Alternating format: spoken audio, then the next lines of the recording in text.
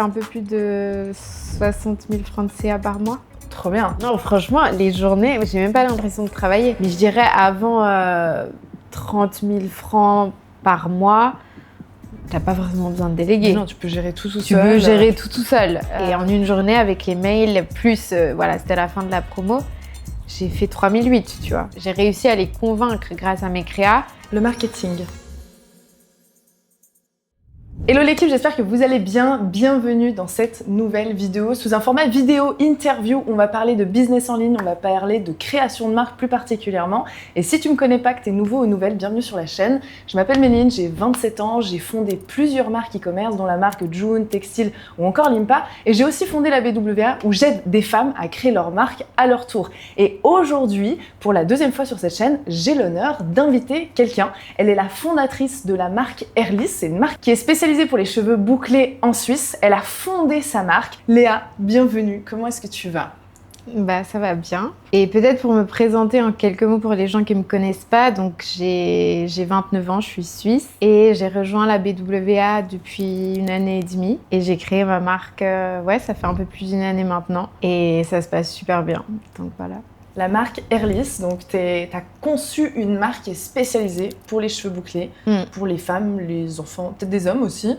J'ai principalement des mamans et aussi quelques hommes, mais c'est plutôt des femmes quand même qui, je pense, elles s'identifient aussi beaucoup plus à moi et du coup c'est peut-être aussi pour ça que je vends plus aux femmes. Ok. Et la dernière fois qu'on s'est vu, donc pour recontextualiser, aujourd'hui on est à Bali. La dernière fois qu'on s'est vu, c'était en Suisse, parce qu'on vient toutes les deux de Suisse. Donc on a fait cette première interview où tu parlais de ta marque, où tu nous as expliqué le concept. Et d'ailleurs, ceux qui voient la vidéo peuvent aller regarder la vidéo précédente pour recontextualiser. Entre ces deux moments où on se voit, la Suisse et aujourd'hui on est à Bali, c'est pas la première fois qu'on se revoit à Bali. Qu'est-ce qui s'est passé ? Parce qu'il y a eu 6 mois qui se sont passés. Quelle évolution ? Quels sont les grands points qui ont évolué en 6 mois ?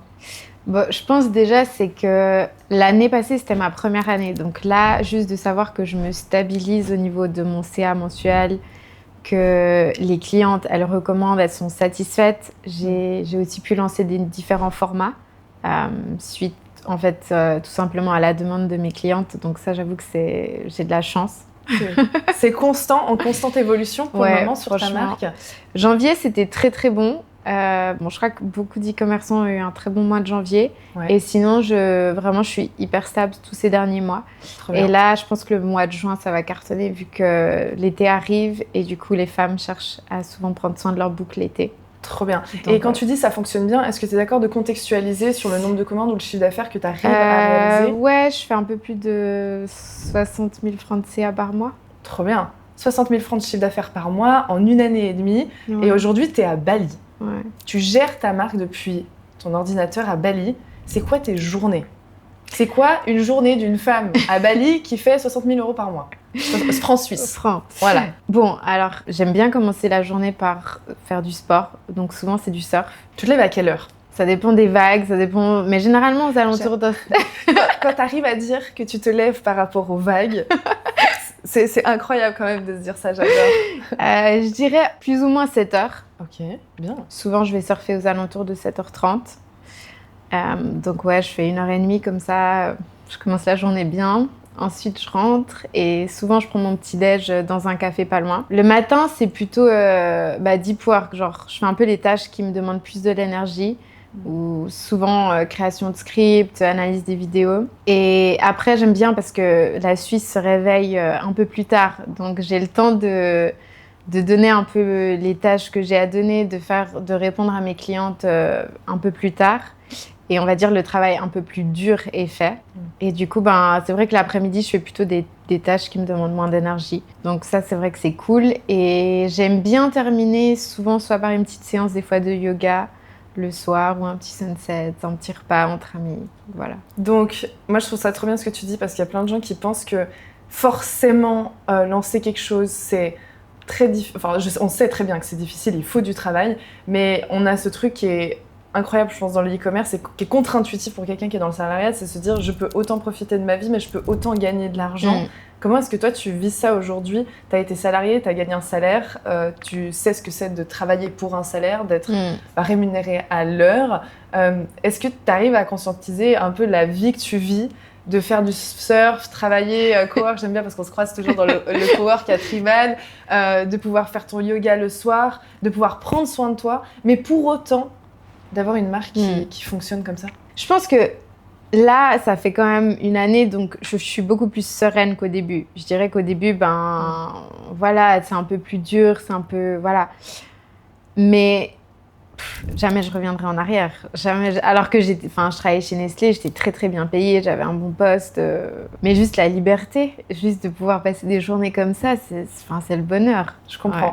Je comprends. Et là, quand tu dis le matin, tu travailles sur ce qui est un peu plus stratégique, donc il te demande plus d'énergie mentale. Qu'est-ce que tu fais un petit peu dans ton quotidien? Est-ce que tu es seule aujourd'hui dans l'équipe? C'est quoi Airlist? C'est quoi un peu la structure de Airlist? Qu'est-ce qu'il y a dedans? Alors oui, je suis seule. Par contre, j'ai quand même délégué certains trucs. Tout ce qui est emailing, ça j'ai délégué.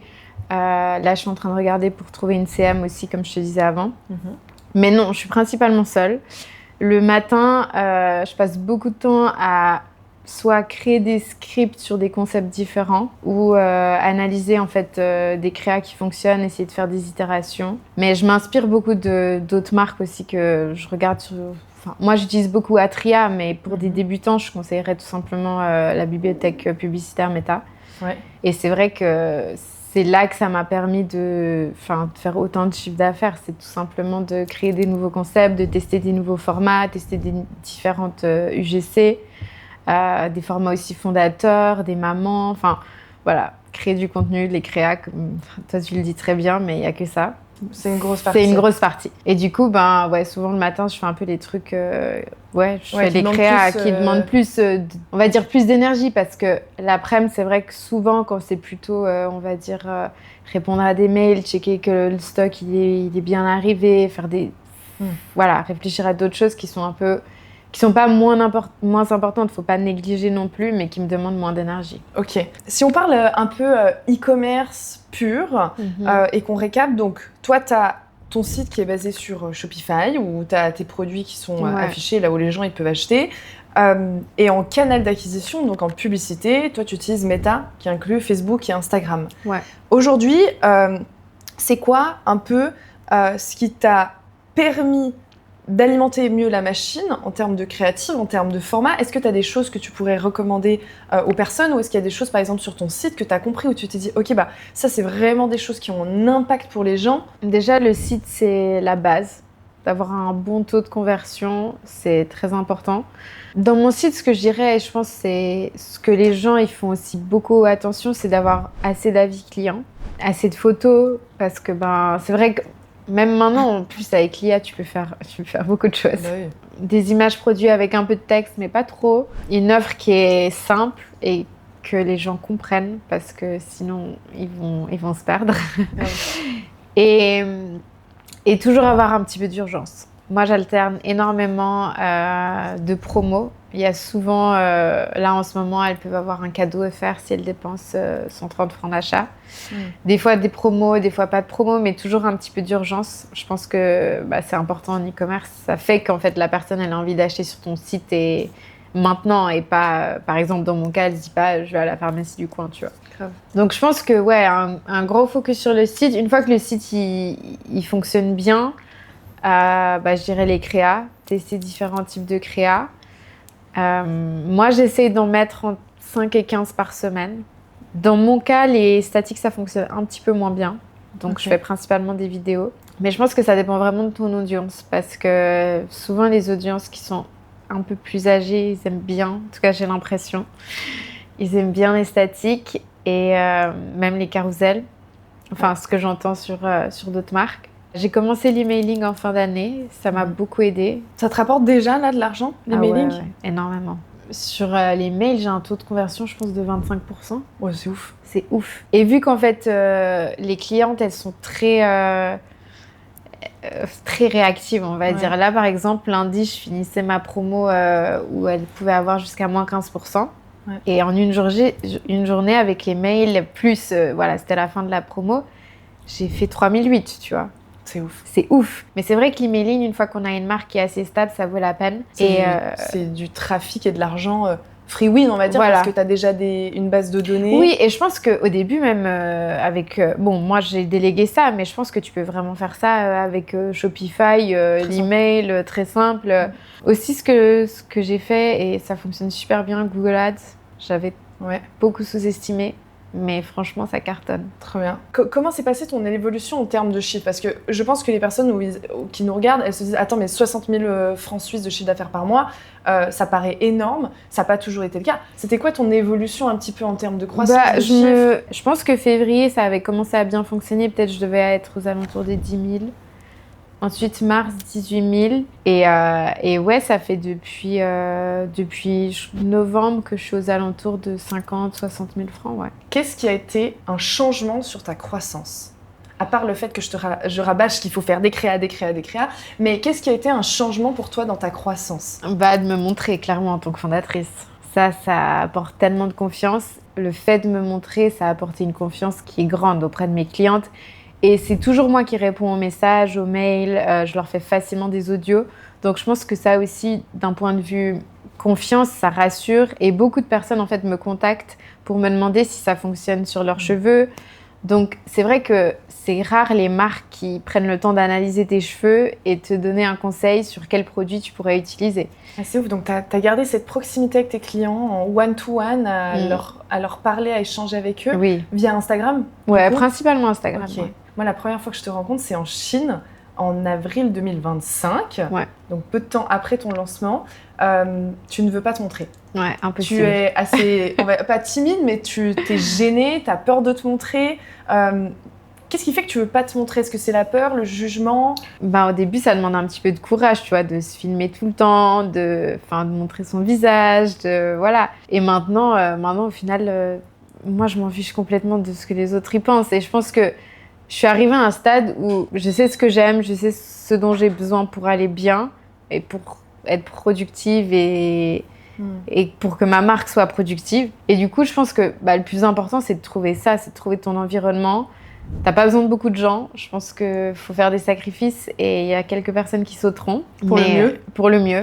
Après, je pense que c'est pas tous les jours facile. Enfin, toi, tu le sais. On le sait. Hein. On le sait, il y a des moments plus roses que d'autres. Mais dans l'ensemble, c'est quand même le rêve. Ouais. Et là, quand tu dis que tu te montres, tu utilises ton image, tu te montres en tant que fondatrice sur Airlist, est-ce que tu peux donner un peu des tips de comment tu as réussi à le faire, mais concrètement, par quoi t'es passée? Est-ce que tu te filmais à l'iPhone? Qu'est-ce que tu faisais comme type de contenu? Est-ce que c'était des trucs qui étaient très compliqués? Est-ce que tu créais tes contenus à l'iPhone? Tu montais sur CapCut? Est-ce que tu peux nous donner un peu de contexte pour que, par exemple, les filles qui nous regardent, elles se disent « Ok, moi aussi, je veux le faire, je veux tester ». Qu'est-ce que tu peux leur donner comme conseil aujourd'hui? Alors déjà, je pense que premier conseil, ce serait de se montrer sur le site.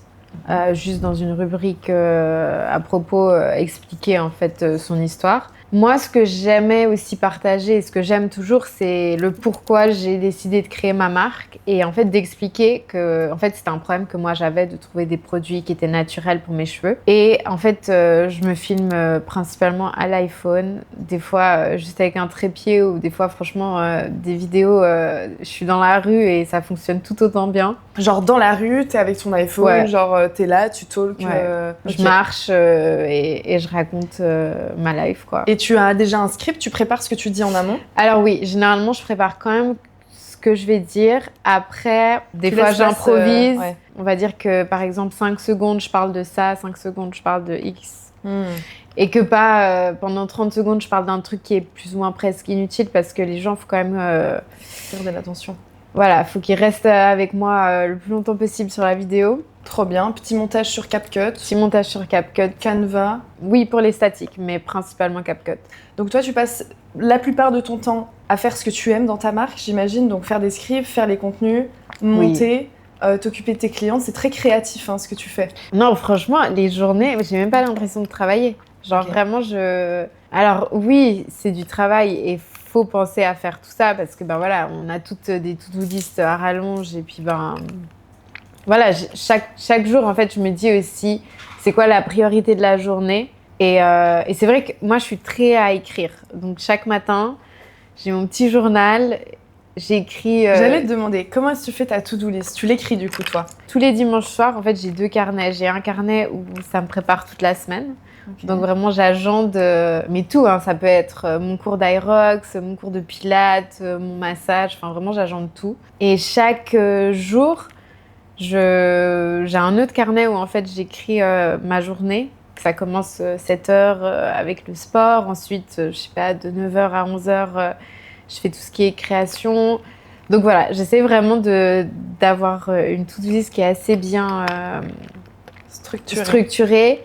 Incroyable. Donc, je trouve que c'est très bien ce que tu dis. Et peut-être ça aide les personnes qui nous écoutent à se rendre compte que gérer une marque, c'est s'organiser, c'est se structurer et quand même gérer beaucoup d'organisation. Ouais. Il faut bloquer le temps. Il faut bloquer le temps. Et si tu le fais pas, je vois les gens, j'ai pas le temps, je suis persuadée que tu as le temps de tout faire pour autant que ce soit bien agencé. Non, réveille-toi plus tôt, sors pas samedi soir, je sais pas. Enfin, moi, c'est vrai que là, peut-être, ça paraît un peu tout rose et tout facile, mais le nombre de fois où mes potes, ils sortaient en soirée, et moi, non, et tout simplement, j'étais en train de faire des créas, c'était vendredi soir, samedi soir, et je passais la soirée à faire ça, et le lendemain, je me réveillais à 6h et je recommençais, tu vois. Parce que tu savais pourquoi tu le faisais. Bah voilà. Après, je pense que c'est plus facile, les gens qui ont des enfants et tout, faut s'organiser, c'est peut-être un peu plus compliqué, mais bon, de se bloquer 2 heures par jour, c'est faisable pour tout le monde. Et en 2 heures, je fais beaucoup de choses. Ouais, c'est trop bien. Aujourd'hui, Airlist, ça a une présence en e-commerce. C'est aussi une présence dans une dimension plus physique parce que faire une marque e-commerce, ça reste un écran, ça reste un site. Aujourd'hui, tu fais des choses beaucoup plus physiques avec tes clientes, avec des coiffeurs. Explique-nous un petit peu ce que tu fais aujourd'hui avec tes clientes ou avec tes partenaires. Qu'est-ce qui se passe ? Ouais, déjà, j'ai la chance d'être en pharmacie et dans plusieurs salons de coiffure. Et c'est vrai que je suis très proche de mes clientes. Et là, en fait, je vais organiser 2 ateliers en Suisse, un le 4 et un le 5 juillet, dans des salons de coiffure à Lausanne et à Sion pour en fait expliquer et aider les femmes à comprendre leurs cheveux et en fait leur montrer comment styliser, utiliser les bons produits. Donc, c'est vrai que j'ai beaucoup de demandes de la part de mes clientes de créer un peu ce côté communauté et les aider à bien savoir prendre soin de leurs cheveux parce que je pense que c'est sur le long terme qu'on voit beaucoup plus les résultats. Certes, au début, tu vas voir, on va dire, un changement dans ta routine. Mais quand ça fait plusieurs mois que tu utilises la routine, tu vois encore plus sur le long terme le résultat. Donc, c'est vrai que j'ai beaucoup de mes clientes, par la suite, elles me disent « Mais en fait, c'est fou, mes cheveux, ils ont tellement changé. J'ai retrouvé mes boucles. » Enfin, ouais. Ça t'impacte comment quand tu as des retours qui sont comme ça de tes clientes ? Des fois, j'arrive pas... Enfin, il y en a, franchement, c'est des retours hyper touchants. Il y a une dame, elle m'avait dit « Ça fait plus de 30 ans que je trouve aucun produit pour mes cheveux ondulés. Je suis trop contente, vous avez changé ma vie. » Enfin, j'ai même des audios des fois de personnes qui me disent que grâce à moi, des mamans qui gagnent énormément de temps au quotidien. Et en fait, c'est plein de petites choses que on se rend pas compte. Enfin, principalement. En fait, moi, je trouve qu'au début, dans l'e-commerce, j'avais une vision un peu, je dirais pas biaisée, mais une image qui n'était pas clean, on va dire. Voilà, tout ce côté qualité que des fois j'avais l'impression qu'en e-com c'était pas tout à fait mis en avant et qu'en fait quand tu lances ta marque tu peux lancer n'importe quoi, donc tu peux choisir de faire un truc selon des standards très bas mais aussi très facilement faire quelque chose qui reflète tes valeurs et moi c'est ce que j'avais envie de faire passer aussi. Et je suis trop contente que toi tu aies pu trouver ce chemin-là et en fait tu le diras aussi mais en fait quand tu es dans le e-commerce tu te rends compte que tout est possible. Alors, tout est possible. Tout est possible. Tu peux créer ce que tu veux, à l'image que tu veux, à ton image, à l'image de ta marque, à l'image de n'importe quoi finalement. Et si t'es de nature un peu créative, que tu as des idées, tu as des concepts, je trouve que le e-commerce, c'est un épanouissement et une jouissance de ouf parce que c'est illimité ce que tu peux faire. C'est illimité. Vraiment, tu lances une marque et tu lances pas, un petit produit, un gadget en drop et puis voilà. Du moment que tu es créatif, tu peux tout simplement développer. Et en fait, c'est aussi grâce à mes clientes que j'arrive à super bien développer ma marque. Et c'est aussi ce que mes clientes me demandent beaucoup, d'être plus présent en pharmacie. en magasin, donc j'aimerais bien dans une année pouvoir continuer de développer le B2B. Et peut-être lancer d'autres marchés d'ici août, on verra. Je vais un peu tâter le terrain, on verra. Trop bien. J'aimerais faire un petit parallèle. On a parlé de ton lancement de ta marque, on a parlé un petit peu de la BWA.